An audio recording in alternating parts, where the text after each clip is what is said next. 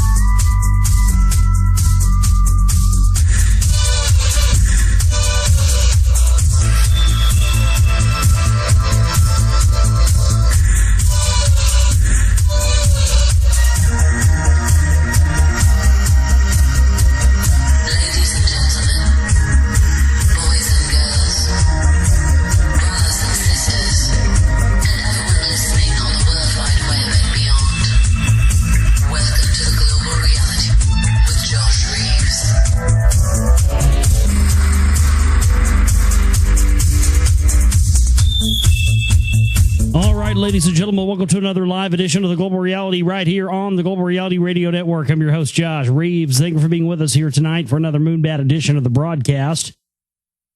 Tuesday night going into Wednesday morning for you, and we're live here on the Global Reality Radio Network. We've got quite a bit of news and information to talk about with you here tonight on the show.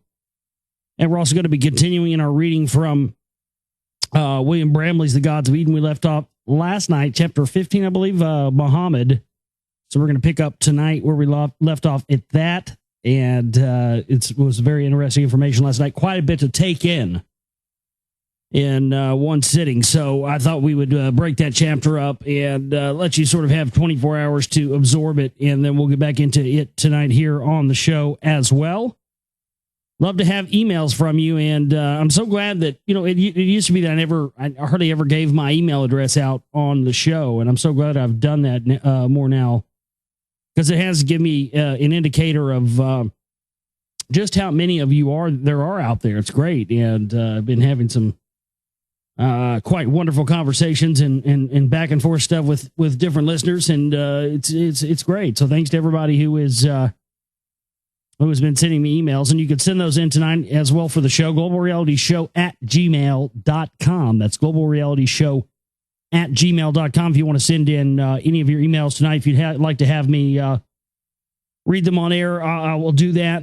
Make time to do that in the show. You have questions, you have comments, anything at all. globalrealityshow@gmail.com. It's where you can do that. I'll do my best to get into those. I do have a few to get into tonight, as well as some things that I was sent by listeners, which I want to talk about tonight. So we'll talk about that here in just a bit. And right under the gates, I wanted to mention Thursday night, this coming up Thursday night, which would be the 7th, 6 to 8 p.m. Central Standard Time.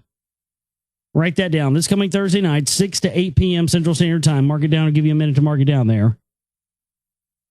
This Thursday night, 6 to 8 p.m. Central Standard Time for 2 hours here, commercial free, uncensored, as always. We will have with us author and I think lecturer as well. I guess that's part of what he does. Writer and researcher William Henry.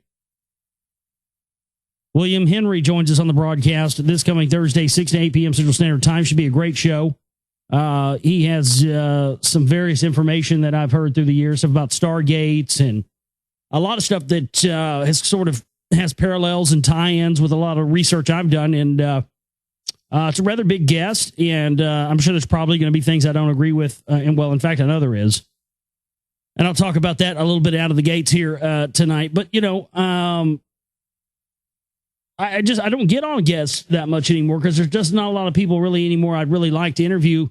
But there still are some. In fact, some of the ones that I still would like to have interviewed are some of the ones that Nick has been getting on for us. So big thanks to Nick for coming in and playing the role of the ad hoc producer here and booking guests and stuff. So should make the show quite more fulfilling and give us some different things to look at. So, yeah, I really am sort of judging the people that I'm getting on on the basis of whether or not, there's some stuff that they've researched that ties in with the stuff I have. So if it justifies, my perspective and sort of gives a different perspective of what I've brought to the table, then I think that's a good thing, So that's the thing I'm going for. So that's why I've chosen to have some of these different guests on. So we'll be doing that coming up this week. So mark it on your calendar. So thanks so much to Nick again for getting that going. So that should be a great interview there. Right out of the gate, so I got to say, I have heard William Henry pimping out this stuff called monoatomic gold, and from what I've read about this stuff, it sounds like bad news that was perpetrated by the custodians, the custodial races, I'm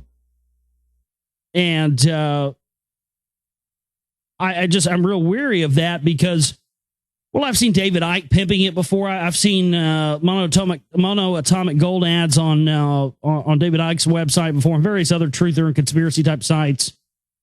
And last week, I was sent a link to a website. It was a link from an article from educateyourself.org. And I was sent this by a listener, and subsequently, it's talking all about monoatomic gold. Now, I think that personally, this is something that has, I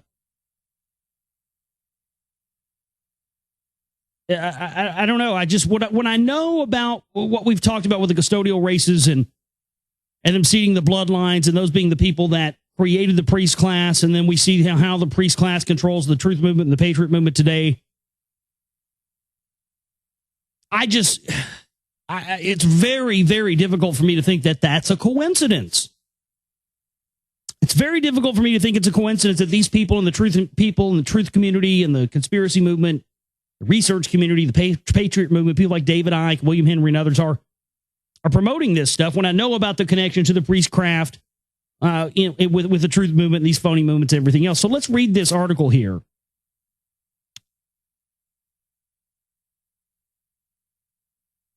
Go back to where I went. Where is it?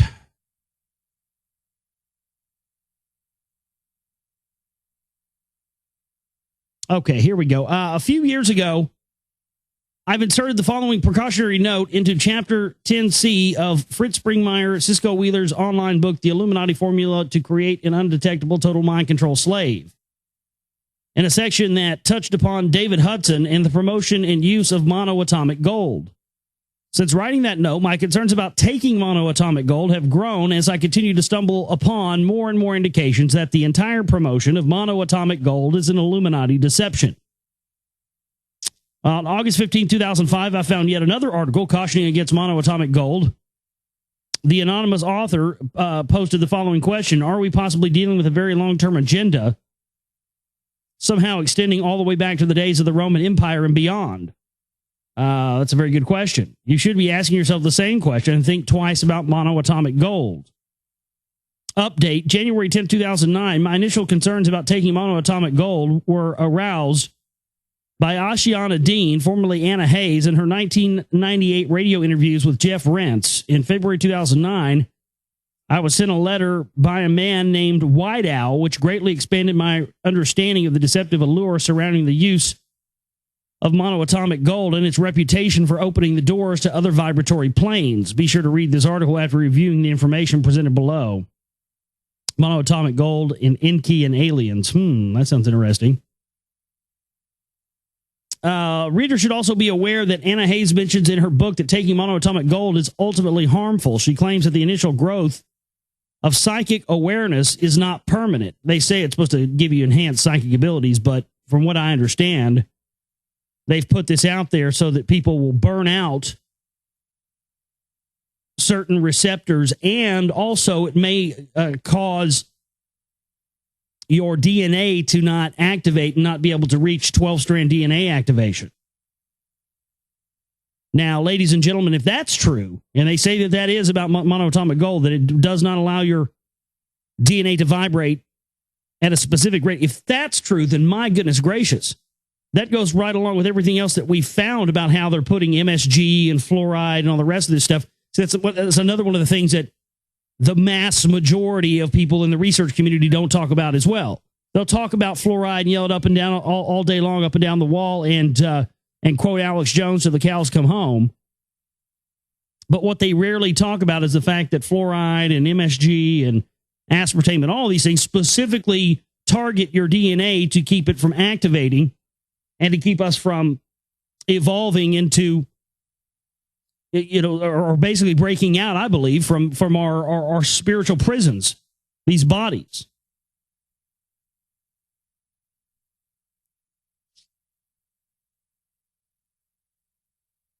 My damn cat, I had to yell at my fucking cat. He's going crazy over here. My cat's a little fucker. I don't know what it is. Every time I start getting on air, he starts meowing for no reason. He doesn't want me doing radio. Little fucker. I should have known. You guys ever seen that picture of having my cat where he's watching Alex Jones? I should have known. He's an agent. Fucker. Let me continue on here. She claims that the initial growth of psychic awareness from taking monoatomic gold is not permanent, but rather levels off and later declines. Further, she says that the promotion of monoatomic gold is an Illuminati deception while attracting the public with sugar plums of enhanced psychic clarity and improved health. The ulterior purpose of promoting monoatomic gold is to cause the destruction of the 10 additional virtual DNA strands which all humans possess and which are now manifesting into 3D reality as seen with the 3, 4, or even 5 strands of DNA that now show up in the blood of blue indigo millennium children. The destruction of the 10 virtual DNA strands used unseen with third-dimensional microscopes, but nevertheless still there in the higher fourth-dimension vibratory plane, prevents a human from activating these higher-dimensional DNA strands and prevents access to higher spiritual awareness and telepathic abilities. As humans and Mother Earth gradually increase our base vibratory frequency and ascend into the fourth dimension, a process that began in 1987 and will likely reach completion somewhere between 2018 and 2025. The activation of more than 2 strands of DNA is apparently necessary to exist in physical form in the fourth dimension. So now, the hidden purpose behind the promotion of monoatomic gold is perhaps becoming more evident. The Illuminati, the militarists, the Satanists, the corrupt politicians, etc., and all those who serve the Dark Master will not be allowed to reincarnate on a fourth-dimensional Earth. Thus, being confined to the third dimension, the Illuminati wishes to keep their human slaves with them and not lose them to the joy, peace, and freedom of a higher-dimensional Earth. When you consider that Sir Lawrence Gardner, who passed away not too long ago, a high Illuminati insider and an alleged full-blood reptilian, has been continuously touting the glories of monoatomic gold in every radio interview show he's appeared on for the past few years, along with William Henry. Okay, well, we're going to have William Henry on this week, and I'll ask him about it, and we'll get his take on it and see what he says. I'm not going to, hammer him to the stake or anything. I mean, but I'll ask him about it. We'll see what he says, and then we'll judge for ourselves. You have to ask yourself, should I embrace the recommendations of a high Illuminati frontman, or should I be running in the opposite direction as fast as I can? One of the major goals of alchemy was the preparation of aurum potable liquid gold. And this goes on to talk about, how they essentially do this. I'm not going to read all this, but thank you to the listener who sent me this. Actually, it's got some more information down here, and it shows how the DNA binds to gold particles and all this stuff. Wow. It says covalent attachment of gold nanoparticles to DNA templates from a nanotechnology website. Wow. See, this is one of the things that I thought of for the longest time was that galactic alignment and all this stuff is ascension. And everything they're trying to do with chemtrails and HARP and creating a shield around the Earth with this electromagnetic weaponry and is about keeping us confined, about keeping us trapped in these physical plane bodies, and that the end of the known world would mean the end of us, of our non-material bodies being enslaved in these physical bodies. And so this right here, covenant attachment of golden nanoparticles to DNA templates, is highly interesting because it shows, well, there's pictures here. Let me see if I can open that article itself up in its own separate tab and drop a link in the chat room for you, because it actually shows the DNA particles and it shows gold binding themselves to it. So that would mean that this idea of, oh, wow, that's an interesting web address. And of course it won't load. But let me give you the web address here. Tell me this doesn't sound interesting to you. We've talked about the Caesar supercomputer. It's www.caesar, CESAR.oml.gov/nanotechnology.html.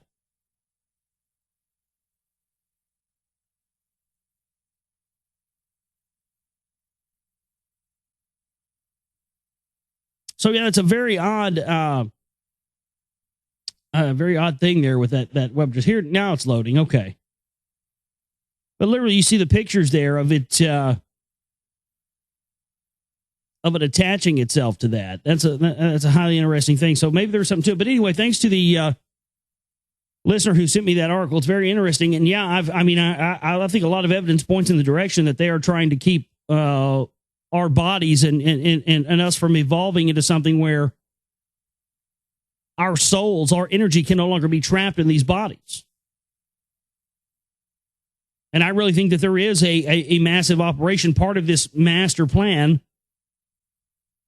I believe that's also why they've given us all this fear-mongering about 2012, why they pushed it to be the end of the world, to hide the greater agenda for which, because if that happens, what are the implications? What are the implications of us breaking free from our spiritual enslavement in these fragile three-dimensional bodies and existing on a fourth-dimensional earth plane, of which there are said to be 12 above? Once we break out of that, there can be nothing but living in harmony. Because then there's no need for a hierarchy, a power structure, anything else. And there is no function for a New World Order or for a lead or any of those priest classes or any of that stuff. And this is the only thing they can control. They can only control this realm, and they will do anything in their power to retain control over it. This low vibratory field of existence. Anyway, if you have emails tonight, globalrealityshow@gmail.com. It's globalrealityshow@gmail.com. I want to go to a few of these emails here tonight before we get into the news.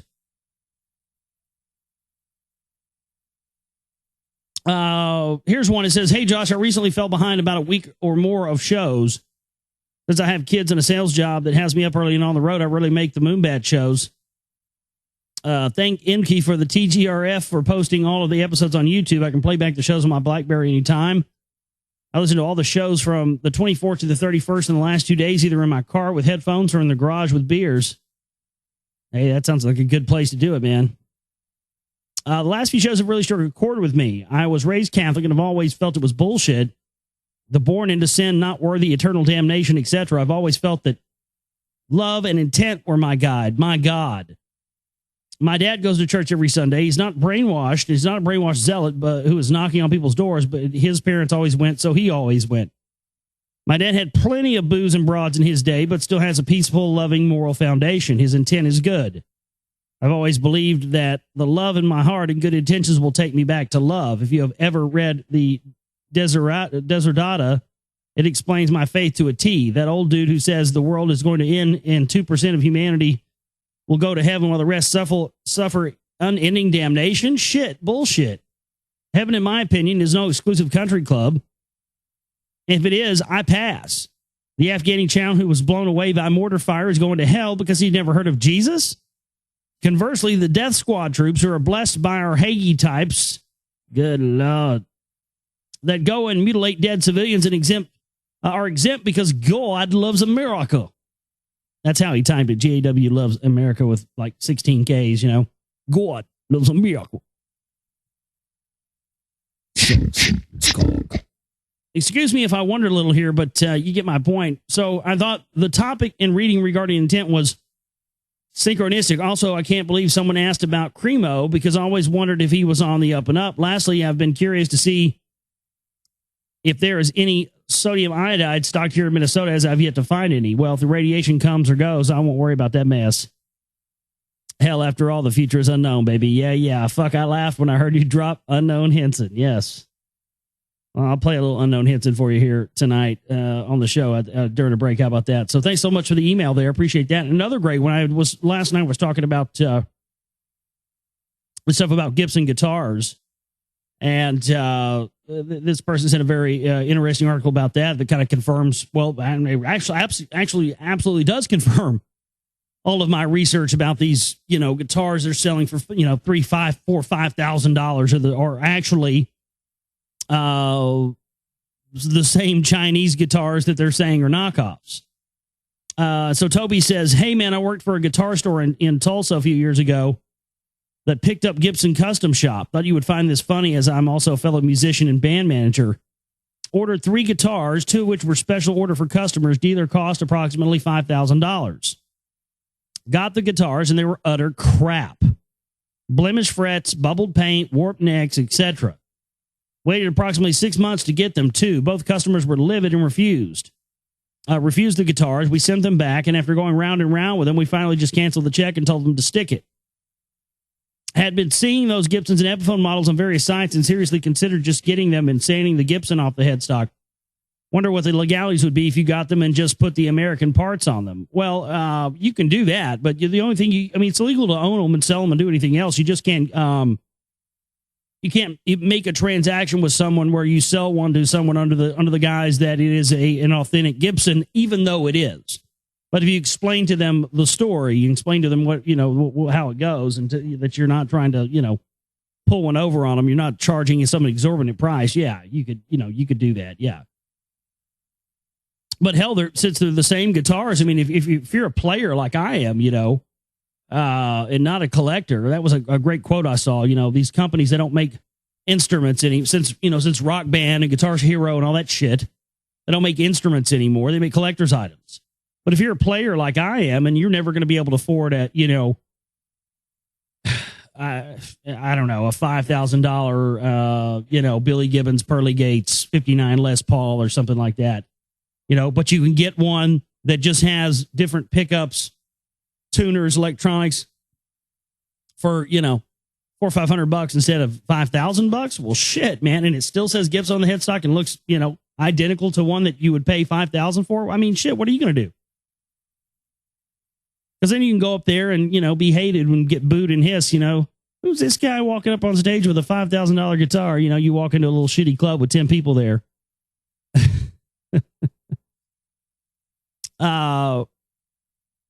So if you have any links, etc., you can forward them to me, and this all that would be great. Anyway, big fan of the show. I feel you're one of the few putting out real truth among the bullshitters. Well, thank you so much. I'm glad you feel that way. It was nice to hear that. Love any musician occult ties you bring up, Beatles, OTO, etc. Anyway, keep up the great work and keep calling out Jones. So yeah, thank you so much there. Great email. Another one here that I found very interesting I'd like to get into. It says it's a link to some Walmart thing.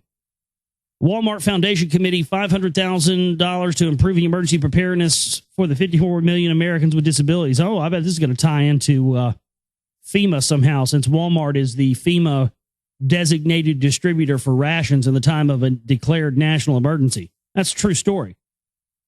Walmart has a Department of Homeland Defense office inside of their Bentonville, Arkansas headquarters, which I saw a couple of weeks ago. So I saw it up here. It's a ratty, shitty little place. But Walmart also has a bigger computer than the Department of Defense.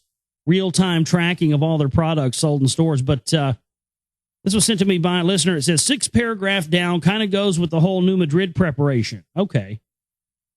Mostly nondescript article aside from where the bulk of the current training is being done. I also read where somewhere that Walmart was awarded with some bid to be the sole provider of food necessities in an emergency situation in cooperation with FEMA. Yes, that's absolutely true.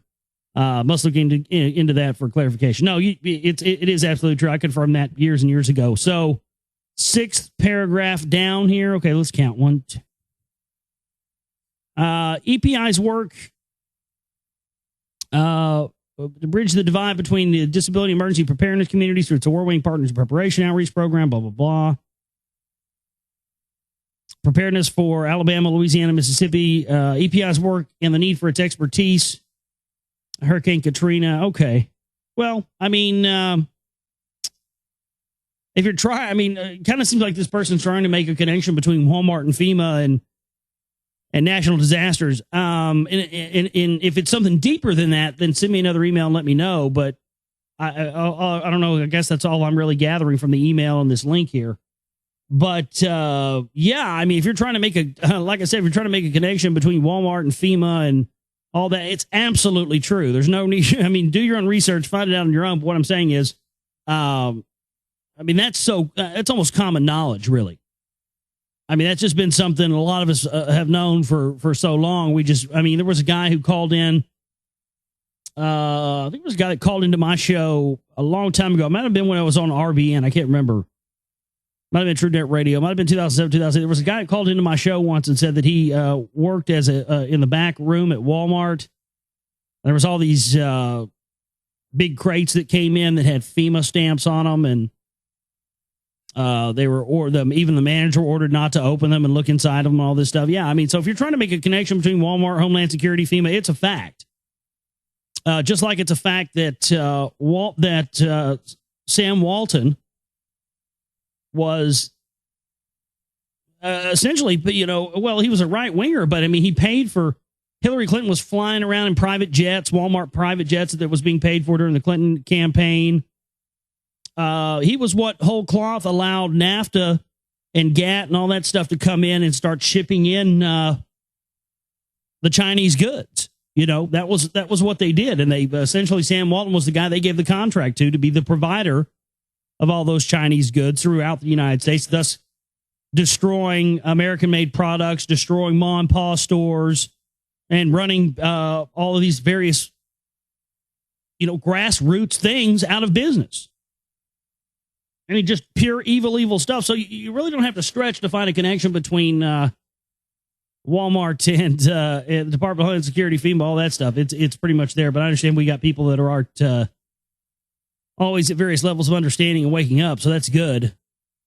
Like I said, more people finding my show more and more. It used to be that most of the people that were finding my show were, hardened, hardened prisoners on the boat of, truth-related radio. But it's amazing how many new folks are finding us and how many people that aren't, having to come out of, they're not post-traumatic Jones disorder victims. By the way, it's a new clinical diagnostic I came up with. Put that on the board, put that in the book, write that motherfucker down. Post-traumatic Jones disorder. It's a real disorder. I had it once myself. Many of you out there have had it. Post-traumatic Jones disorder, where you come out of being traumatized by that asshat and his fear sauce and his yelling of, oh, the sky is falling, Post-traumatic Jones disorder. It's real. And the only solution to it is understanding that fear is not your friend. Fear is your enemy. So don't get into, as soon as you get out of believing that, you got to freak out and panic and shit yourself and all this stuff. It's a real thing, man. We're designating now post-traumatic. I should make like a bumper. Do you suffer from post-traumatic Jones disorder? And just have like clips interspersed of Jones going, folks, this stuff's real. I'm telling you, stuff's real, folks. I stuck my hand up Charlie's ass myself. I checked the prostate, folks. I did it all.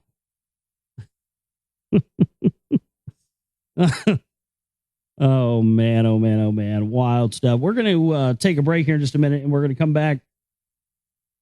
And we're going to get into tonight's news. Just 1 second here.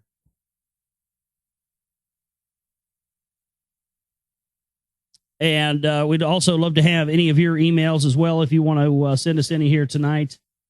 globalrealityshow@gmail.com. That's globalrealityshow@gmail.com. We're also going to be continuing reading from William Bramley's The Gods of Eden.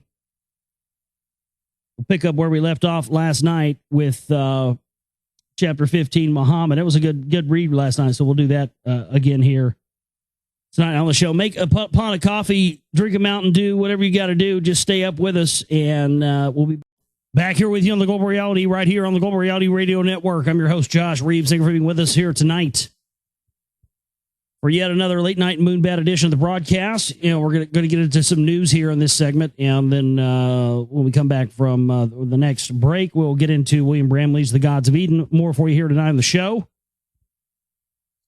Please support our work if you can. We just had to pay the bills, so it sort of left us in a lurch, kind of not much money for operations and getting the working on the film and all this other stuff. So please use the donate button if you can. I want to try and keep the shipping banner kind of not use it as much till we get farther into the month, just so it doesn't get filled up and then, you know, people think we have what we need or whatever for the month. So just use the donate button if you can, but please support our work if you can. If you haven't done that in the past month or so, or you want to donate a larger amount to help us, just please help us out, because we only have one or two people right now who've been really coming through for us, and they need your help. So it keeps us commercial free, uncensored. We're starting to get guests on for you. So, and the listenership has grown, but what we've brought in hasn't reflected that. So that's kind of a problem. So please support our work if you can, folks, so we can keep this thing rolling into the future. And I believe what we have to do here is important. So I feel the need to continue it.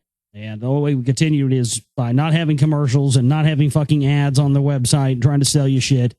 And it ramps up, and it seems everybody's doing it, you know. They tell me the only way they told me actually when I first started on air, the only way you could survive and have a radio of this network was to sell gold. I have made it my goddamn mission to prove that statement as wrong as I possibly can, and hopefully we'll continue to do that. So just support us if you can. GlobalRealityShow@gmail.com is my email address. If you have anything you would like to hear me talk about tonight. Right now, let's get into the news that we have. Last night, we had this article pertaining to geoengineering the climate. We covered that last night on the show. And so I thought this article that I found tonight was highly interesting in light of that. It's strange amount of things that are showing up in the sky lately. Weird stuff. Cloudy with a chance of donuts. The mysterious weather rings that are being picked up by radar. I had a friend of mine told me that he saw something flying over Dallas real low to the ground last week sometime, early in the morning, 8 or 9 o'clock in the morning. He said it was the strangest thing he ever saw in his life. And he said it could only be described as a flying nutsack.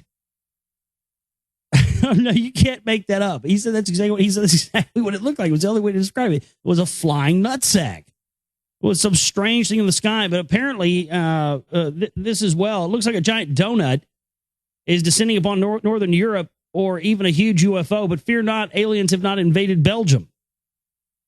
These circular cloud formations on weather radar images are in fact caused by freak weather conditions disrupting radar antenna. Freak weather conditions disrupting. This is chemtrail targeting stuff. Give me a break. The rings are only visible on radar screens and are caused when snow melts in the atmosphere and bounces back the radar signal. That causes the white ring that stretches out the limit of the radar's range. The clear ring inside the ring is dependent upon the angle at which the radar aerial points at the sky. The images only show up on radar screens for a split second because weather radars only emit a signal for 7 seconds out of every hour. Similar patterns have been picked up on weather radar over Australia. Could it be a giant? I mean, it looks like a fucking giant ship or something, doesn't it? It's weird.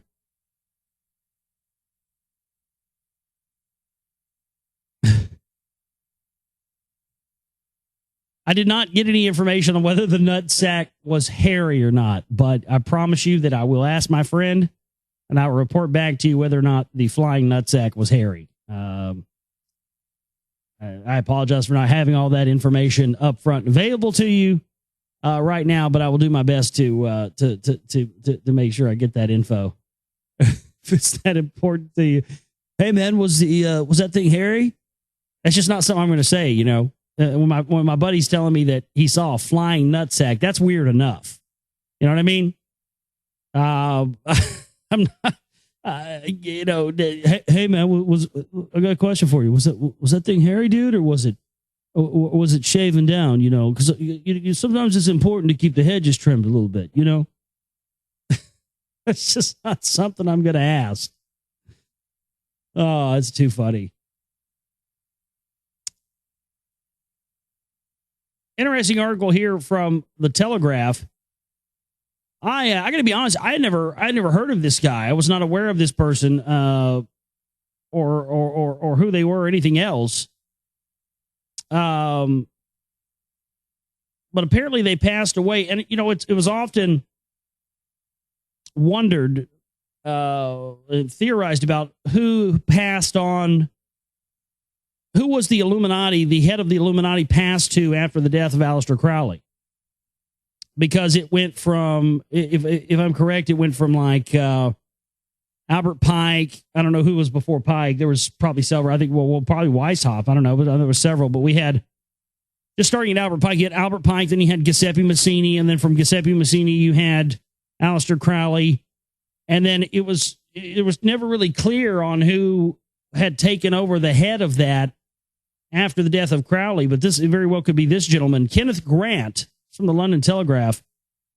Kenneth Grant, who has died at age 86, was probably the last living link to the voluptuary, occultist, and megalomaniac Aleister Crowley. After Crowley's death, Grant co-edited and published many of the self-styled mystic's writings, but he also became involved in a protracted wrangle over his own claim to be Crowley's heir. Aleister Crowley was known by his enemies as the wickedest man in the world and by himself as the Beast 666, a bisexual recreational drug user and self-styled prophet. He shaved his head bald, filed his incisors into points, and invented a new religion which he called Thelema, the libertinous tenets of which had been revealed to him by paternal intelligences in 1904. He transcribed their message into his sacred text, the Book of the Law, and subsequently appointed himself outer head of the Ordo Temple Orientis, the OTO, a movement thought to have begun in Germany towards the end of the 19th century, which Crowley remodeled around his new religion.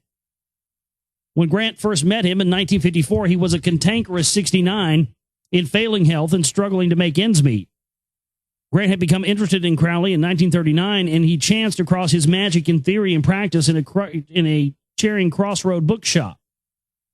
After being invalided out of the army following some unspecified breakdown in 1944, the 20-year-old Grant went to visit the occultist at his lodgings in a Buckinghamshire inn. Later, he stayed with him in the Hastings guest house where Crowley spent his squalid final days. After his death in 1947, Grant took over as head of Crowley's order in England. Right. Well, there you go. It possibly was Grant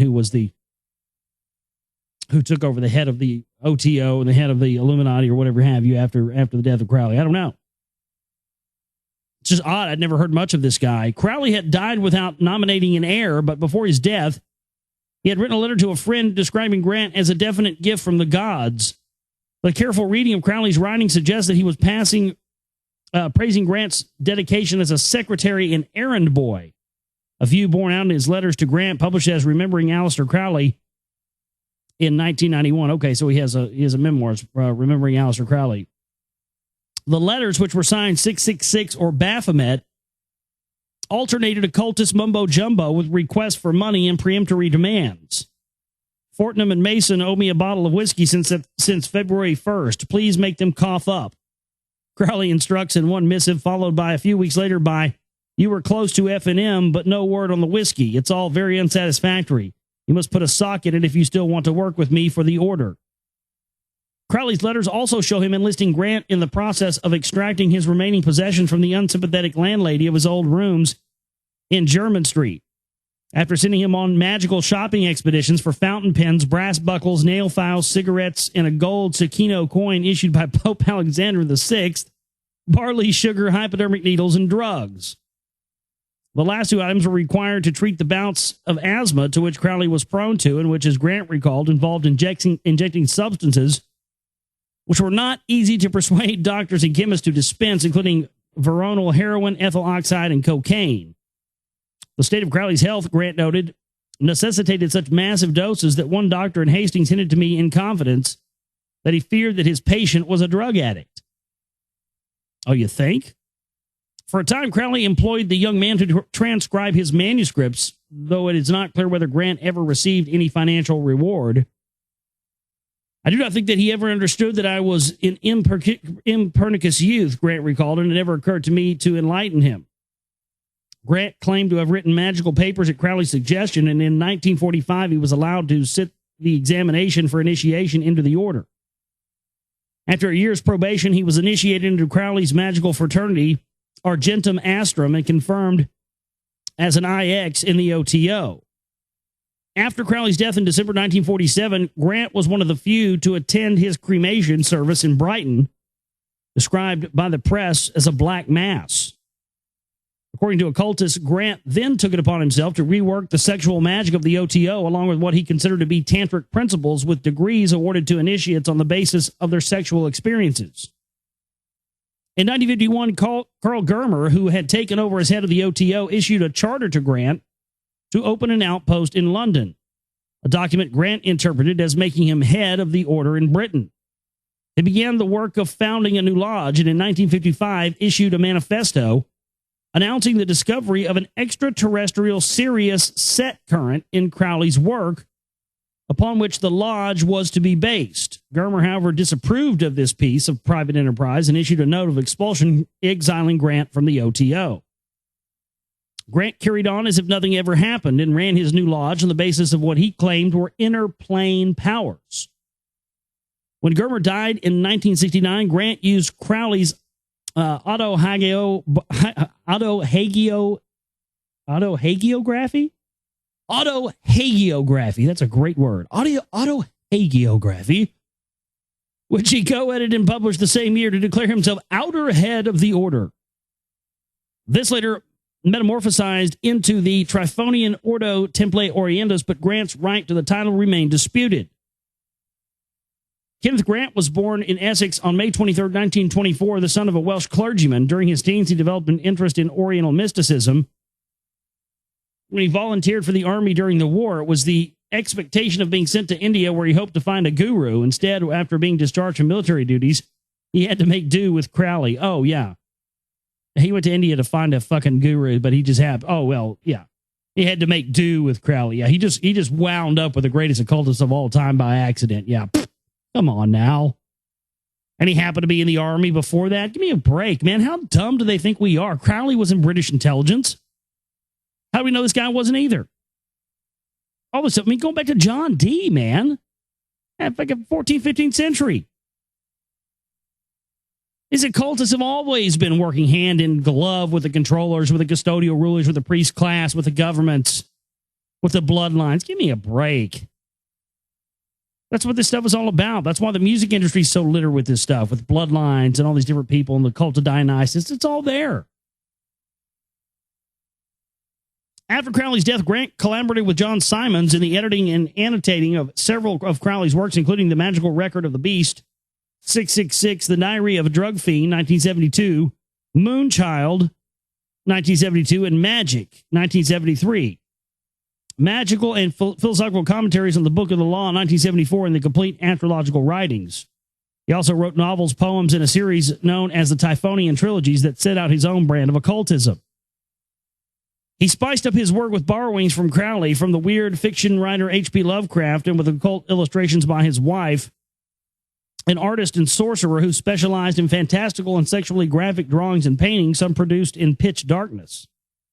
Over the years, Grant did much to introduce Spare's work into a new generation of occultists, including publishing images of oracles of Austin Osman Spare and Zos Speaks, a memoir in celebration of Spare's work. Kenneth Grant, who died on January 15th, is survived by his wife, with whom he had a son. That's interesting that they would... This article was published April 4th, 2011, and it says here that he died January 15th. So did they wait until 4/4/11 to announce that he was dead? 4/4/11. I mean, come on. I mean, they did the same thing with what was his name? Walter Cronkite. There was a big occult tie-in with when they had his wake and the people that were there, and it's just ridiculous. So very interesting article there, and just very strange and a little insight into the world of the occult. A little transhumanist news here for you now to shift gears a little bit.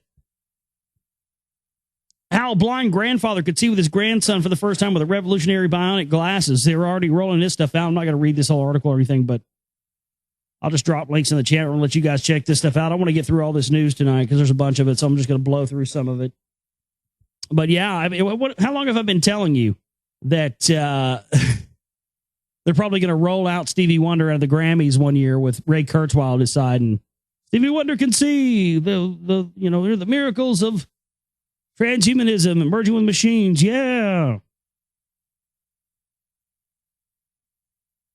Scientists claim the best way to find alien life is to search for signs of engineering on asteroids. Well, that's a hell of a revelation. They rarely offer up information like that, you know? Anybody else with me feel like that just the title of that article smells like bait? Yeah, you smell that? Yeah, it smells like that might be shill bait. Yeah. Oh, it's a distinct hint. Yeah. Nice bouquet there. Let's see what this is about. Scientists have spent 50 years sending radio signals deep into space in an attempt to establish contact with extraterrestrials. But now it appears that there might be a much simpler way of finding alien life. We should look for signs of mining in asteroid belts. Oh, great. I'll get to that then. So what, we're just going to get up there and see if we can tell there's been engineering going on in asteroids? Wow, that sounds like that's difficult. Mining should be easy to spot because it would create lots of dust due to its effect on local temperatures, so the theory goes. Aliens would be more likely to mine large objects instead of smaller ones, researchers believe. The claims were made by Dr. Duncan Forgan of the University of Edinburgh and Dr. Martin Elvis of the Harvard-Smithsonian Center for Astrophysics in Cambridge, Massachusetts. They suggest that as materials such as gold, platinum, iron, and silicon are plentiful in asteroids, then intelligent alien life would be likely to exploit this. Any extrasolar mining would produce three effects that should, in theory, be detected from Earth. Firstly, scientists are aware of the specific ratio of elements found in common debris belts. Therefore, using spectroscopy, they should be able to spot asteroid belts where this radio is different. See, this may be what they roll it out with. Well, there's been mining going on here, so that means somebody's doing something out there. The aliens are up to something. Secondly, aliens would be more likely to mine large asteroid belts due to their having more elements and minerals for harvesting. Lastly, any large-scale mining would result in a great deal of dust that would take heat from the nearby star and generate an identifiable thermal signature. These doctors claim that spotting all of these telltale signs raises the likelihood of pinpointing extraterrestrials. So, again, ramping that up, giving us more little clues and hints of things that they may use to back up their story scientifically on the existence of extraterrestrials, which, again, as I've been telling you for the past couple of years, is something they're going to slowly roll out upon us. Here's yet another article on very similar topics. In search of aliens, new NASA picture shows 1,235 planets that could house extraterrestrial life forms. My goodness, right? So this is I guess that this picture here represents all the planets that in I don't know what's up. Wow, and just in the Milky Way alone.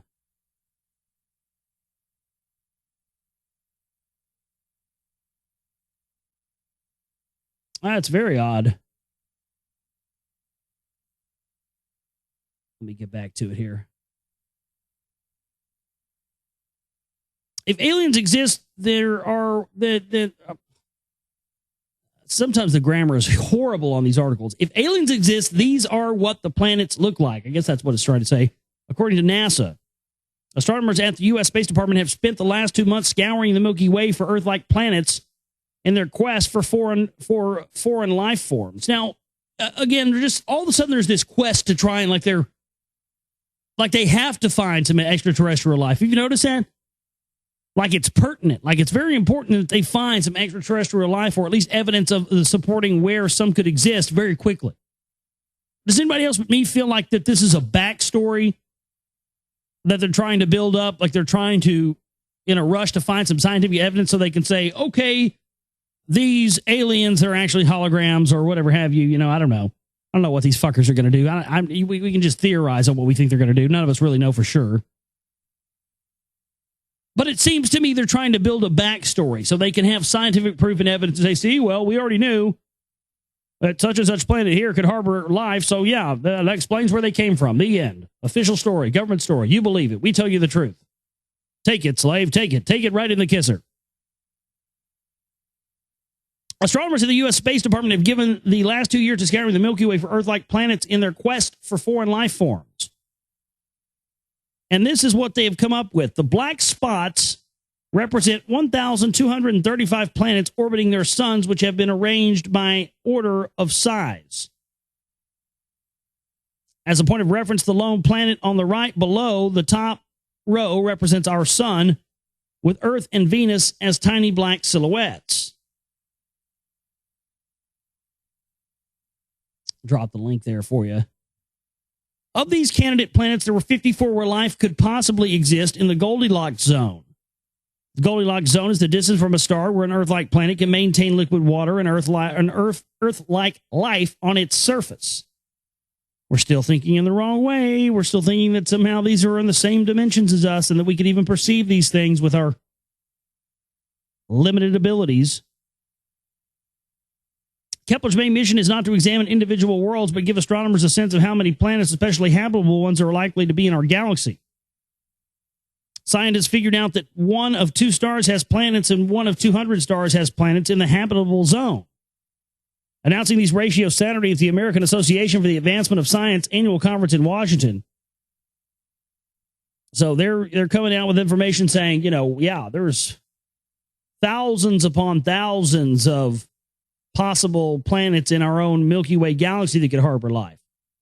And I think before it's all said and done, it may not happen in our lifetimes, but I think before it's all said and done, we're probably going to see a galactic federation a la Captain Kirk before it's all over with. I mean, hell, everything else has come true, hadn't it? Anybody else but me notice that they seem to be offing people at the UN? Is that just me? Am I paranoid? Am I reading too much into this? It just seems that we had the earthquake in Haiti, took out their entire government, wiped out the big UN enclave there, killed all the UN representatives. We had the death of high-level Bilderberg UN crony Richard Holbrooke a few months ago. We had these most recent killings of the past few days of more people from the UN. I mean, it makes you wonder what because I guess there's no way for us to really find out, but it makes you wonder these people who were representatives in the UN. It makes you wonder what their stance has been on certain issues.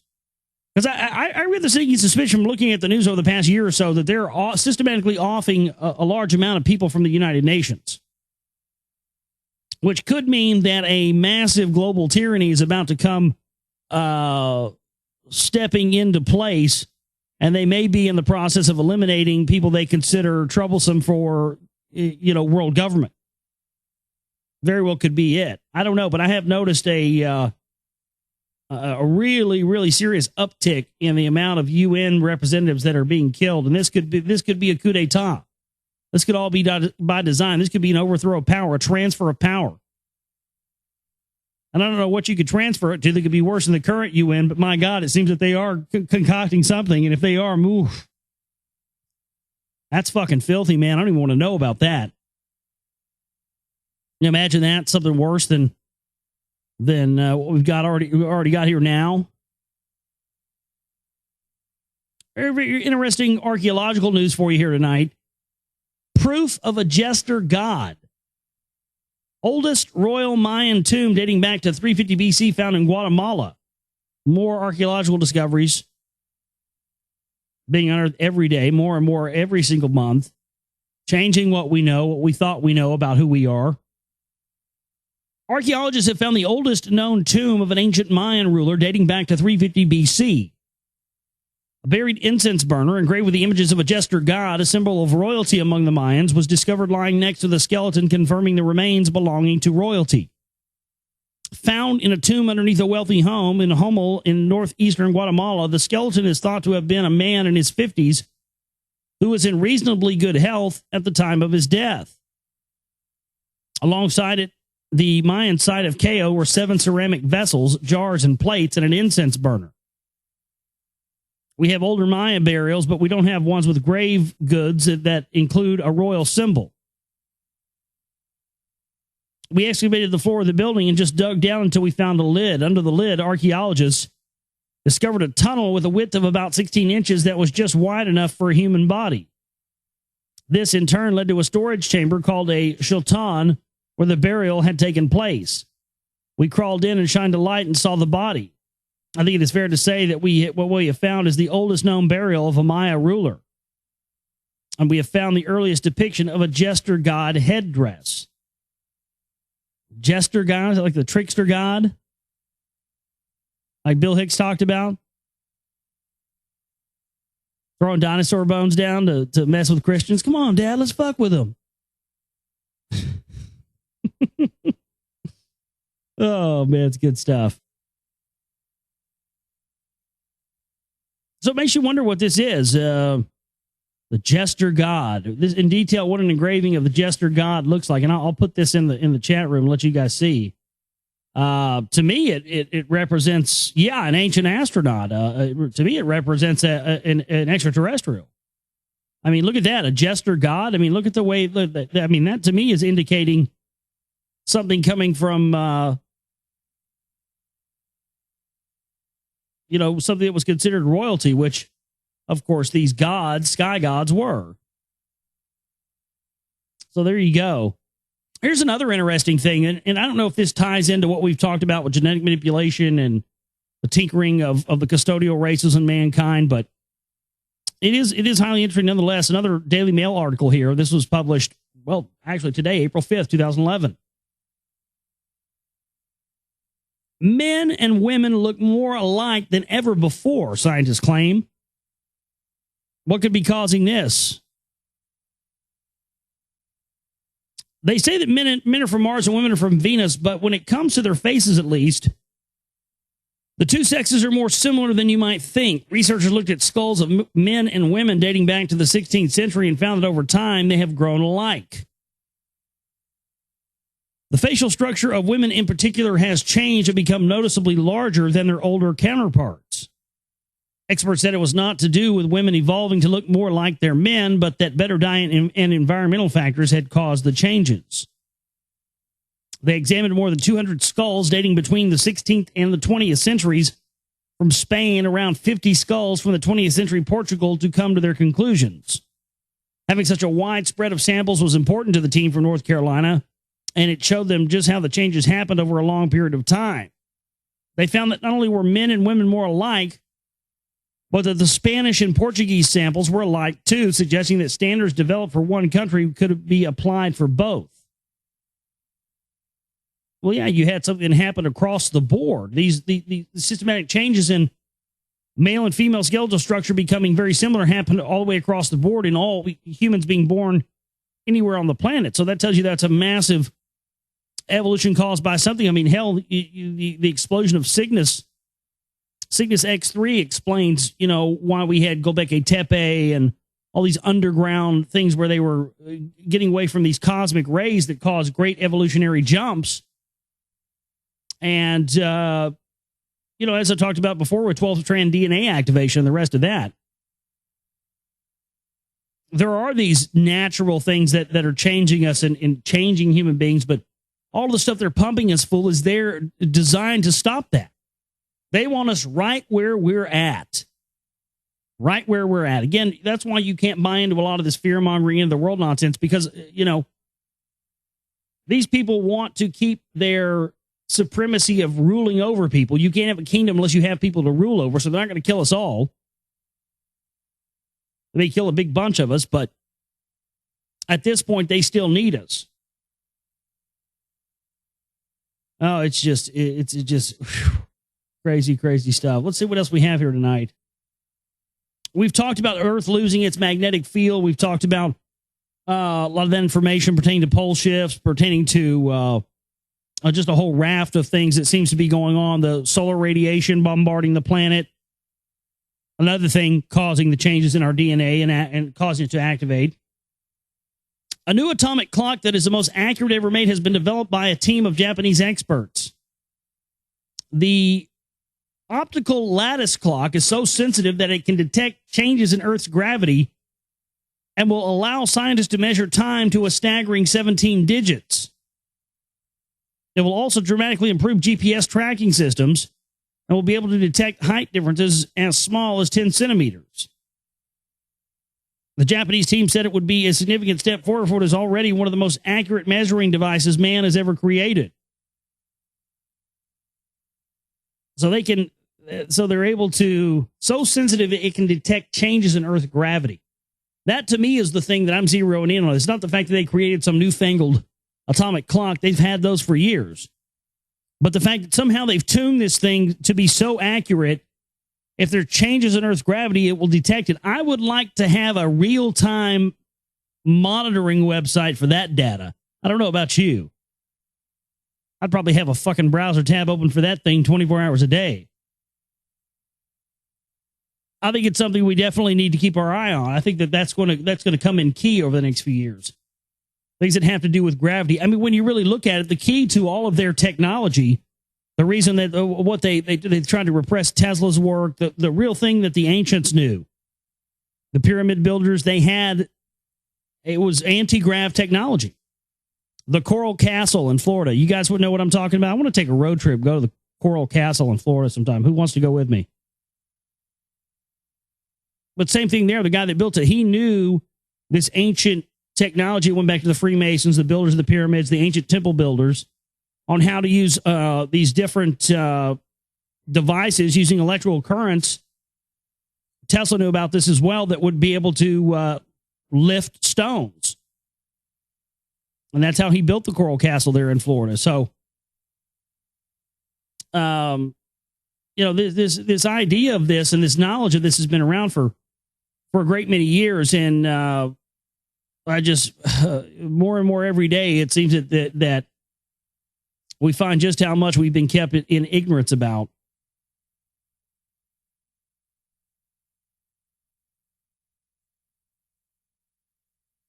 A once classified FBI memo, this comes from CBS News, I believe. A once classified FBI memo reveals that the Bureau treated a senior ABC News journalist as a potential confidential informant in the 1990s, pumping the reporter to ascertain the source of a sensational but uncorroborated tip that the network had obtained during its early coverage of the Oklahoma City bombing.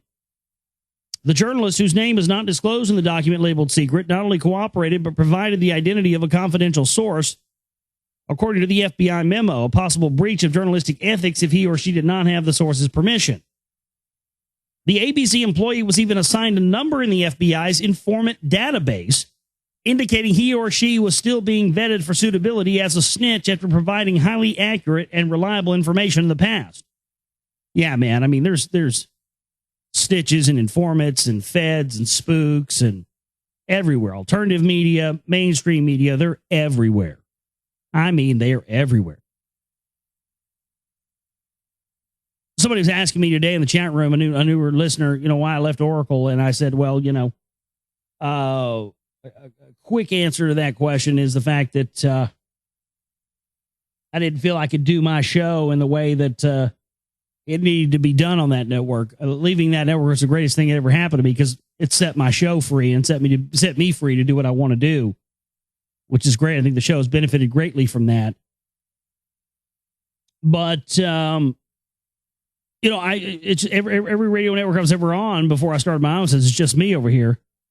I'm over here in my little, my little dungeon over here. And you know, it's funny, since 2009, I mean, they really thought that I would just go away and I'd disappear into oblivion. No one ever hear me. They never guessed my show would become the fucking juggernaut it has now.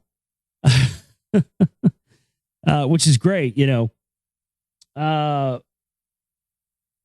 But yeah, man, the point of the matter is, I mean, I've dealt with spooky spookerdins and you know, Fetty McFedbaits and just the run of the mill types. It's out of control how many of these types there are running around. I can really sniff them out pretty good.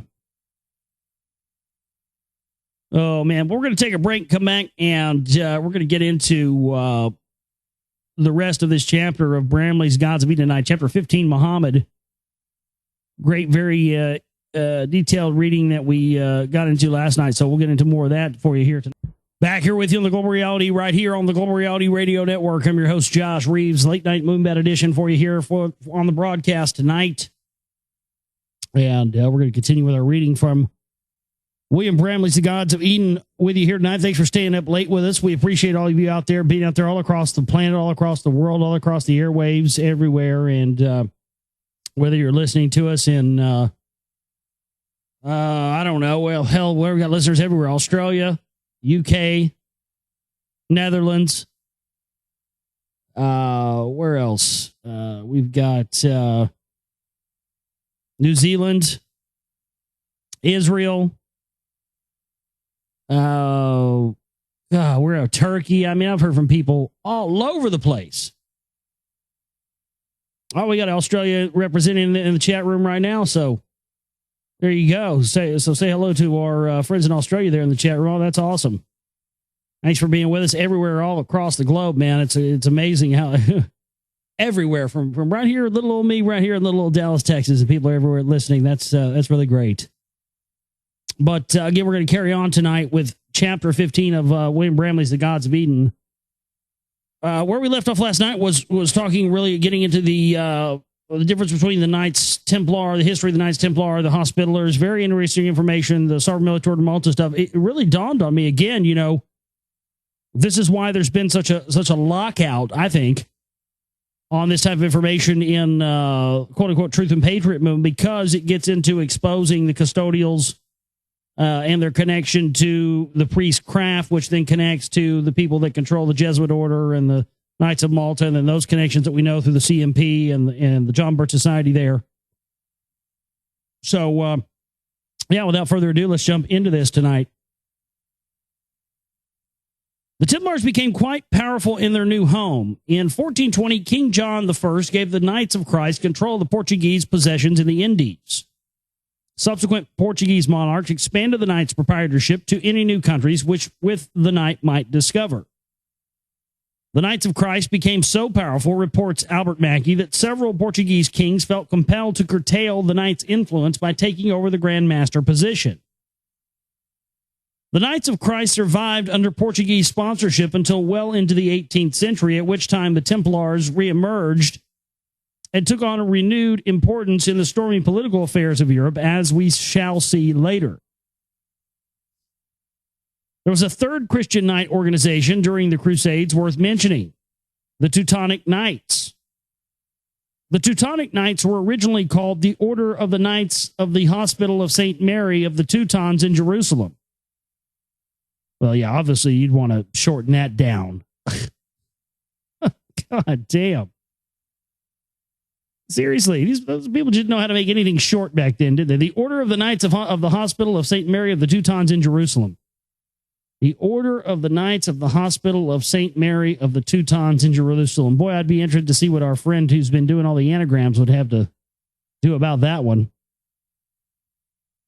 Like the Hospitallers, the Teutonic Knights started as a charitable order. They operated a hospital in Jerusalem to aid Christians making pilgrimages to the Holy Land. In March 1198, the Teutonic Knights were given the rank of an order of knights, which made them into a fighting order. Like the Templars, the Teutonic Knights lived a semi-monastic lifestyle, practicing initiation rites, and were ruled by a Grand Master. The Teutonic Knights permitted only Teutons, Germans, to become members. They also feuded a great deal with the Hospitallers and Templars. During the Crusades, when Brotherhood military organizations were valiantly leading Christian armies to fight the Muslims, other groups in the Brotherhood network were rallying Muslims to battle the Christians. Of the several Brotherhood branches promoting the cause of Islam, one is of particular interest to us, the sect of assassins. Muhammad died in 632 AD. A struggle immediately ensued over who was to become his successor. This caused the Islamic religion to break apart into compelling sects, each having its own ideas about who was to succeed Muhammad. One such Islamic faction was Shia, which adhered to a strong end-of-the-world tradition. Shiites believed in the millennium, a day of judgment followed by 1,000 years of peace and a spiritual salvation. Eventually, the Shia sect itself split apart. One faction to emerge from the Shia split was the Ismaili sect, which gave birth to the Assassins. The Ismailians broke away from the other Shiites in the 8th century. The Ismaili sect was a brotherhood secret society with a lodge system similar to Freemasonry and to other brotherhood organizations. The Ismaili Grand Lodge was situated in Cairo, where it practiced step-by-step initiations with all of the attendant symbols and mysteries. Led by a Grand Master, the Ismailians promulgated a very strong apocalyptic message, complete with the promise of a coming Messiah. One Ismaili Lodge member was a man named Hassan I Sabah. Mr. Sabah's mystical conversion came about as a result of a severe and dangerous illness, during which he believed that God had purged him and given him a spiritual rebirth. In 1078, at the Grand Lodge in Cairo, Mr. Sabah asked the Ismaili Caliph for permission to spread the Ismaili gospel in Persia. The Caliph granted Mr. Sabah's request on the condition that Sabah agreed to support the Caliph's eldest son, Nizar, as the next Caliph. Sabah accepted the deal and named his new Ismaili branch the Nizaris, after the Caliph's son. It was not long, however, before Mr. Sabah's branch became known by its more famous name, the Assassins. The Assassins are usually referred to as a religious sect. They were more accurately a secret society. According to Masonic historian Albert Mackey, the Assassins adopted the organizational structure of the Ismailians. The Assassins practiced step-by-step initiations and possessed a secret mystical doctrine. Mr. Mackey adds that the Assassins appear to have practiced 3 of the very same fraternal degrees used in Freemasonry today: apprentice, fellow, and master. Right, well, that goes, yeah, well, of course, because that goes back to the Babylonian mystery religions, Mr. Bramley. The Assassins had a religious code similar to the Hospitaller and Teutonic Knights. Now, this goes way, way, way back. That idea of it's the Trinity. Again, it's Osiris, Isis, Horus. It's the Father, Son, the Holy Ghost. It's the Trinity. That goes back way, way, way back. It's almost always been there. So it didn't just appear out of nowhere.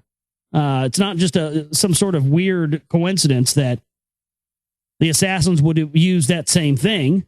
I mean, because again, if they were a Brotherhood organization, then that means that they would follow what the Brotherhood had always done, and the Brotherhood had always had that sort of that trinity of adept, student, and master, or apprentice, fellow, and master. And of course, that's often depicted inside of Masonic lodges. In fact, there's up in Guthrie, Oklahoma, they have the largest Freemasonic cathedral in the world, and inside they have these 3 stained glass windows. I have pictures of them actually because I went up there, and they're priceless. The insurance company won't even insure them, and that's what they depict. They depict the apprentice, the fellow, and the master.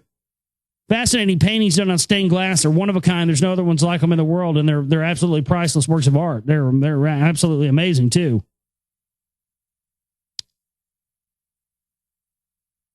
A distinguishing feature of the assassin organization was its use of drugs, primarily hashish. Yeah, this is this is what Michael Tessarin refers to as bong-smoking Shiva worshippers.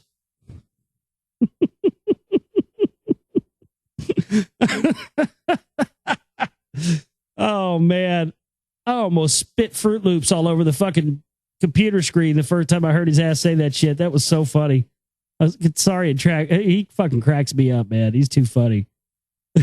Bong-smoking Shiva worshippers. That's fucking greatness.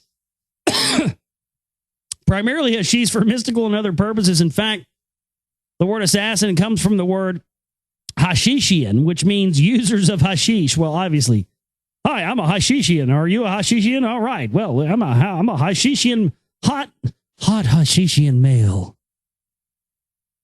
Seeks female hashishian to lay down by the fire and read occult manuscripts with. Yes. Hashishian. We're going to bring that back. The assassins and several other brotherhood groups in history extol the virtues of mind-altering pharmaceuticals as a way to achieve mystical enlightenment. Well, these guys don't sound half bad. The assassins were also a fighting organization with an army. Grandmaster Sabah chose a fortress located high in the northern mountains of Iran for the headquarters of his new group. The assassin fortress was known as Alamut, which means eagle's teaching or the eagle's nest. The assassins became a formidable military and political power in the region and eventually controlled other fortresses in Persia and Syria. The assassins feuded with other Muslim organizations and fought against the Knights Templar and other Christian armies during the Crusades. To help win its feuds and wars, the assassins developed the deadly tool for which they became famous and feared: the tool of the lone assassin. Yeah, the lone motherfucking gunman, fool. Most people today are painfully aware of the phenomenon of the so-called lone assassin. This is usually a young man in his 20s or 30s who is driven by crazed delusions and who displays little or no concern for his or her own safety as he murders an important leader in broad daylight in public and in front of witnesses. The killing has tremendous shock value, and it can greatly affect the political direction of a nation. See, they've been doing this forever. Many people believe that so-called lone assassins are products of our modern age. It is quite amusing to read ponderous psychiatric tomes to that effect. In truth, the lone assassin has been a political institution for over 700 years, if not longer. Now, I got to give it up. Give it up. Come on, give it up. Give it up. Give it up for Bramley right there. That's good work. That's good work, because that's absolutely true. And oftentimes people, especially in conspiratorial or, Jim Mars didn't point that out in Crossfire. You know what I mean? I got to give him points on that. That's an excellent point. Excellent point. I'm glad he put that in there and said that the way that he did, because, how come other researchers, when they're talking about Kennedy and lone assassins and Patsies and Oswalds, how come they never bring that up? The lone assassin has been a political institution for over 700 years, if not longer. Amen to that. 700 years ago, however, no pretense was made that the lone assassins acted alone as is done today. Back then, the lone assassin was known to be an effective and terrifying tool of political and social control. It was a technique used by the assassin organization to win its wars, increase its political influence, destroy its enemies, and enlarge its coffers by extortion. How did the assassin sect get young men to commit the murders? It is not easy to make people kill each other, especially when the murderer is likely to be caught and slain himself. The assassin organization had an effective method for overcoming this natural resistance and programming young men to kill. One of the earliest people to describe the assassin programming technique was Marco Polo, the famous European traveler of the 13th century who wrote a best-selling book about his journeys. Although Mr. Polo was accused by a few people in his own time of fabricating stories, subsequent investigation has verified nearly everything he described in his famous book. According to Mr. Polo, a portion of the assassin fortress in Alamut had been converted into a beautiful secret garden fashioned after the paradise described in Muhammad's visions of heaven. The garden grew almost every imaginable type of fruit and was watered with streams of wine, milk, and honey. The palaces were beautifully ornamented and had a company of singers, dancers, and musicians. If certain young men in the region showed promise as potential murderers, they were drugged, usually with opium or hashish, probably both, and taken to the secret garden. They were pampered for a few days and nothing was denied them, including women. They were then drugged again and returned to their homes. Well, that doesn't sound half bad. They give you a bunch of drugs. They take you over with a bunch of bitches. They give you more drugs and they take you home. Well, great. Where do we sign up? Oh, by the way, it kind of sounds like what they did to the 9/11 hijackers, doesn't it? Really, seriously. I'm not even trying to be funny. I mean, think about it. I mean, they tell us that these guys were out, at titty clubs the night before. They're flying airplanes and they're just leaving Qurans laying around titty bars and shit. Maybe that's, Before you get to 1,000 virgins, you must go to titty bar. And you must leave the Quran lying in the titty bar. Or no, otherwise Allah will not be happy with you. The young men believed that the assassin leaders had transported them to heaven and back. Eager to return, the young men would gladly follow instructions of their assassin leaders. The heaven-struck underlings were often told that a return to paradise lay in boldly assassinating a targeted enemy leader. The young assassin was instructed to wait in a public place and strike down the victim with a dagger as the victim passed by. Because the young assassins would often be killed on the spot or later be executed, they were made to believe that their death at the scene of the crime or by later execution will result in a return to the paradise they remembered. The notoriety of the assassins spread. It was rumored that some European kings were paying tribute to the assassins to avoid becoming targets, although the extent of the assassin activity in Europe is still debated today. Some historians assert that the assassins focused most of their deadly practices on the conflicts going on in the Middle East. The assassins became famous far and wide as a result, and all people who attempt the murder of a political leader have come to be known as assassins or users of hashish. Although most modern assassins have not been hashish users, many have shown evidence of considerable mental tampering, which will be discussed near the end of this book. By the end of the 13th century, the Mongols had overrun the Middle East and had destroyed major assassin strongholds. Interestingly, the Mongols were also inspired by mystical beliefs. The assassins managed to survive the onslaught, and they exist today. Modern assassin sects are reported to be peaceably settled in India, Iran, and Syria. Their titular head is Aga Khan, who is the spiritual leader of all Ismailians worldwide. The Ismailians were estimated to number at about 20 million people as of today. As of 1840, the Aga Khans had been operating out of India because of an unsuccessful rebellion in 1838 of Aga Khan I against the Persian Shah. When the rebellion failed, Britain offered sanctuary to the Aga Khan in India, which was then under British rule. Since then, the Aga Khans have been traveling in elite circles of Western society. Recent Aga Khans have received educations at Oxford, Harvard, and in Switzerland. The Aga Khans have also gained a place in the international banking community through their establishment of a central bank in Damascus, Lebanon. That is unbelievable stuff. Whew. That's who the fuck these guys are. How many they are telling us that? I mean, I don't hear Jonesy talking about that. Folks, these assassins. Let me tell you something. The bankers are assassins, folks. Okay? These people are offshore. They're offshore assassins, folks. Folks, I don't know what to do. You're going to have to call Ted, and he's going to shit out a gold deal for you today. It's going to be brilliant. I'm telling you what. I mean, really, though, my goodness, that's kind of an important piece of information. My goodness. I mean, again, it just proves these custodial bastards are the ones that set up the banks, they set up the religions, they set up everything. Use all these proxies to do it. Set up little dummy corporations. It may be a coincidence that lone assassins arose as an important phenomenon in the United States just about the time that Aga Khan I was establishing a relationship with the British in the early 19th century. The first known lone assassin to strike a U.S. president did so in 1835. The intended victim was Andrew Jackson, who was, interestingly, a member of a Knights Templar organization in America. Since then, U.S. presidents have been the targets of lone assassins every 10 to 20 years.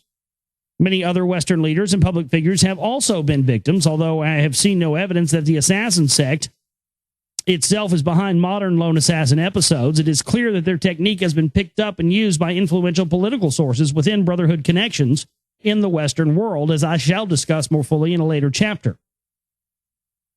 As we have seen, the Crusade era witnessed the birth of institutions which still affect us today. To the list, we can add two famous Christian orders, the Franciscans and the Dominicans. The Franciscans adopted the cord at the lion's outfit and the bald spot used by ancient Egyptian Brotherhood priests at El Amarara. The Franciscans appeared to be quite humane. The Dominicans, on the other hand, were placed in charge of the most widely hated byproduct of the Crusades, the Catholic Inquisition. The medieval Inquisition has been universally condemned as one of the most oppressive human institutions ever developed. It was known for its tortures and zealous excesses.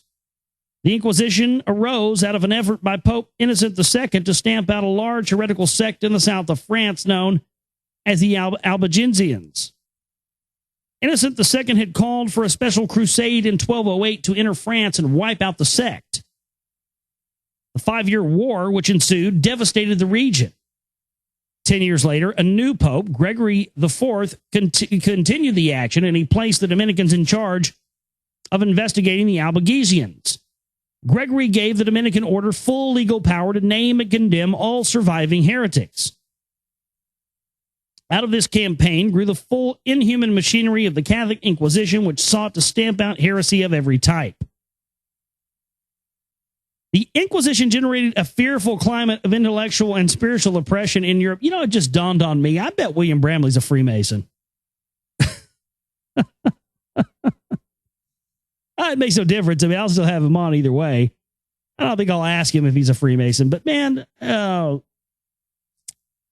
wouldn't change what I really wouldn't change what I think about him. I wonder if he is, though. Some of the stuff I'm reading, when I'm reading this, I'm going, man, because he's definitely not one of these, you know, priest class Jesuit, you know, typical conspiracy bozos. He's definitely not, because, man, the stuff that he's talking about in this is way off the plantation, you know, getting into naming the stuff that, I mean, this, wow. And again, you know, I think it's why a lot of the stuff has been relegated to this fringe, because, I mean, it really does sort of peel the onion back on who's really in control and how far it goes back, doesn't it?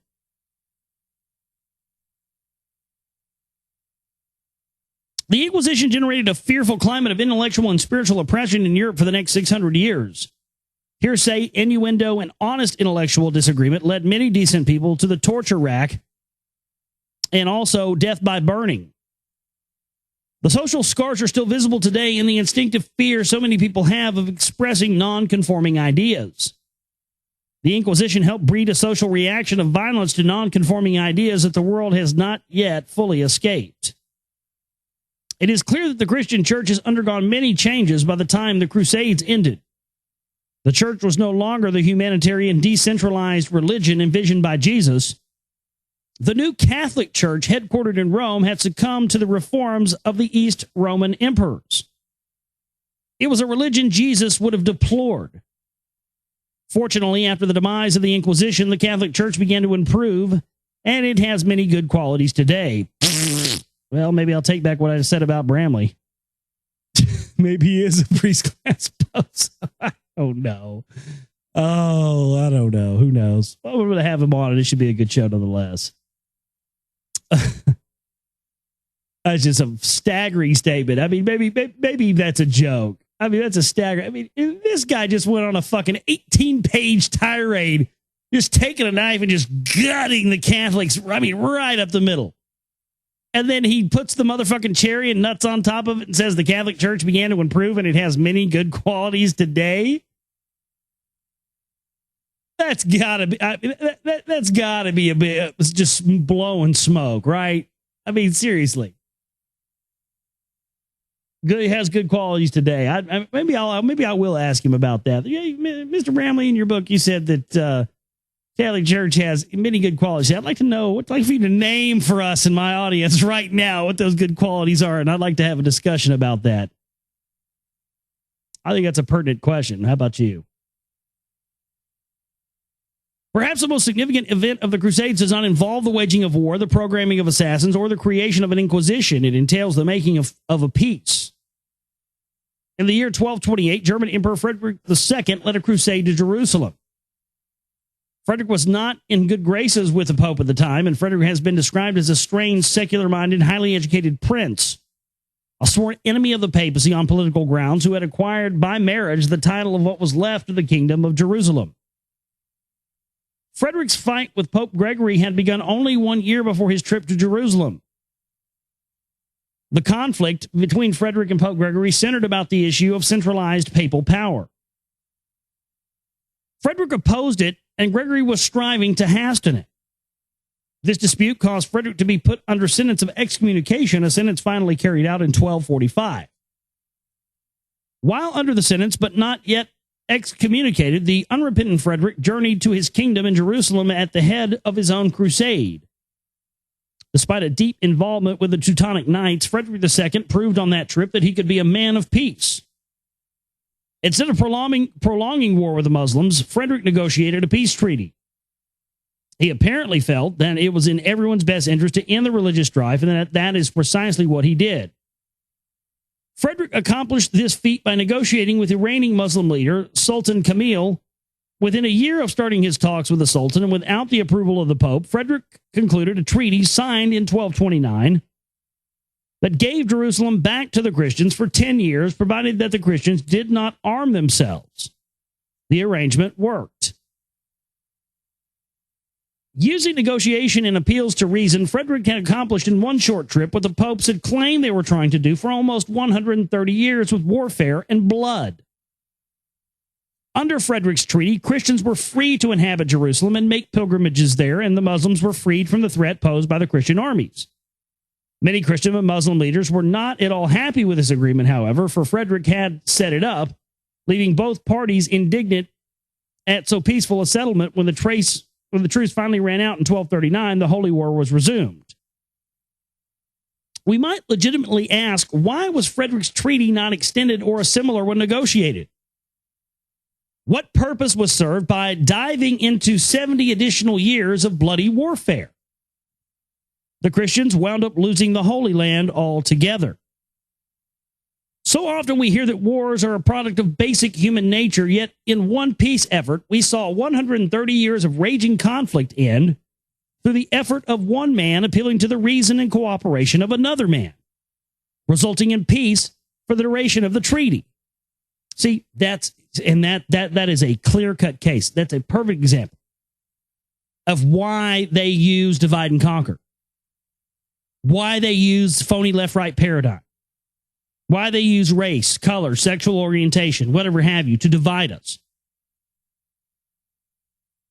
Because that situation described right there proves that human beings, mankind, left to our own devices, left untampered, left without a hierarchy, left without religion, control, any of this stuff, can come together and live together in peace. It proves that. It completely dispels that myth that, as he stated here, that, you know, oh, we're just basically built to suffer. You know, like it says in the Matrix. You know, the first Matrix we built was a utopia, and the second one we built because we discovered that human beings love suffering. That's a falsehood. That's a lie. They want us to believe that. The power structure, the hierarchy, the priest class, the government, call them what you will.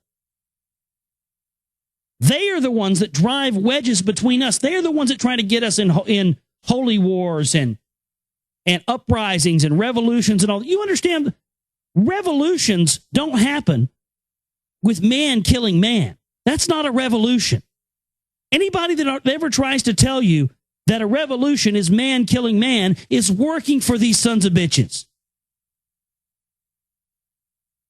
They need us to kill each other so they don't have to do it. They need us divided. This is more proof, more than ever, that we need to come together as a people. We can exist. We can do it. The only thing standing in our way is them. And all we have to do is stand together as a people and say, look, we don't need you anymore. We're throwing you motherfuckers out. Get out of here. The people have taken over.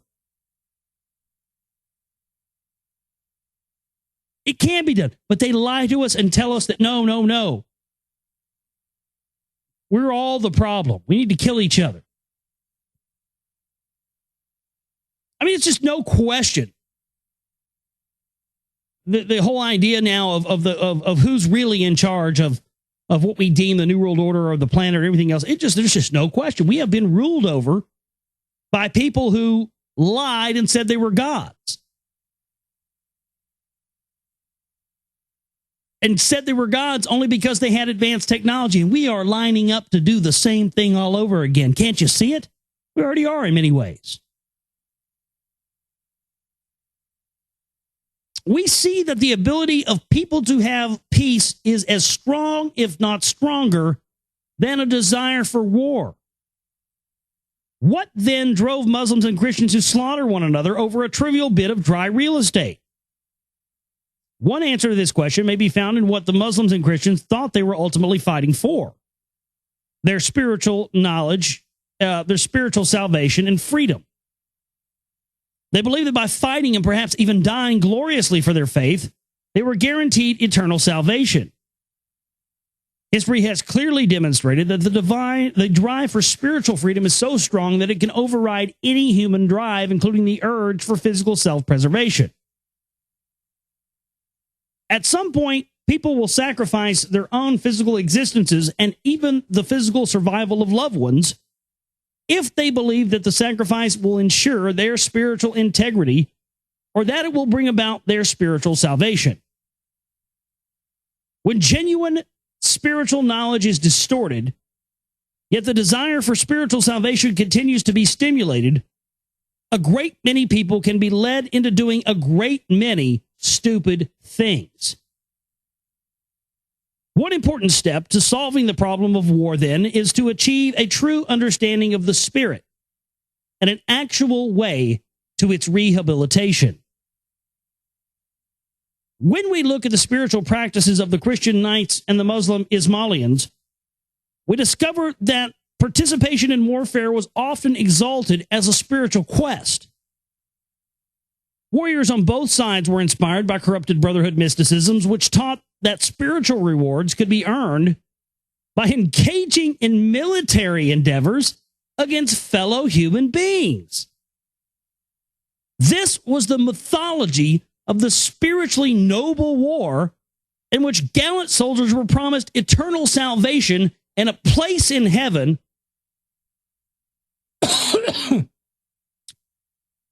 for fighting a noble cause. Let me get a drink here. This mythology still remains vital today for recruiting people to participate in continued warfare. It twists the urge for spiritual freedom into an honoring of war. What is war, then, if not a noble quest?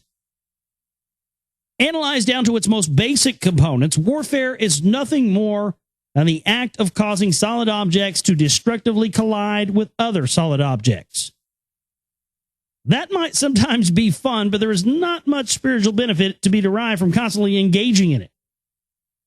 Although it is true that war has many elements of a game, the destructive nature of war causes it to be little more than a series of criminal acts, primarily arson, battery, and murder. This reveals something of great significance. War is the institutionalization of criminality. Let me say that for you one more again. War is the institutionalization of criminality. War can never bring about spiritual improvement because criminality is one of the main causes of mental and spiritual deterioration.